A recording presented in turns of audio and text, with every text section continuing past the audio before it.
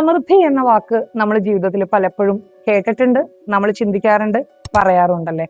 എന്നാൽ ശരിക്കും യഥാർത്ഥത്തിൽ എന്താണ് സമൃദ്ധി? അബണ്ടൻസ്. സമൃദ്ധി അല്ലെങ്കിൽ അബണ്ടൻസ് എന്നാൽ എനിക്ക് ആവശ്യമുള്ളതെല്ലാം ഈ പ്രപഞ്ചം ഒരുക്കി വെച്ചിട്ടുണ്ട് എന്ന ചിന്തയാണ് സമൃദ്ധി. നമ്മുടെ എല്ലാവരുടെ ലൈഫിൽ നമുക്ക് വേണ്ടതെല്ലാം ഈ പ്രപഞ്ചം നമുക്കായി ഇവിടെ ഒരുക്കി വെച്ചിട്ടുണ്ട്.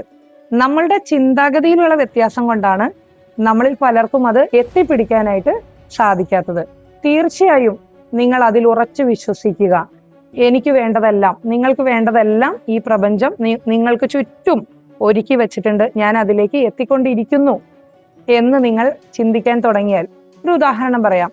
നമ്മളൊരു ബിസിനസ് തുടങ്ങാൻ തീരുമാനിച്ചു. 100 പേര് അതേ ബിസിനസ് തന്നെ ചെയ്യുന്നവർ നമുക്ക് ചുറ്റും ഉണ്ടായിരിക്കാം, അല്ലെങ്കിൽ 1000 പേര് അതേ ബിസിനസ് ചെയ്യുന്നവർ നമ്മുടെ ചുറ്റും ഉണ്ടായിരിക്കാം.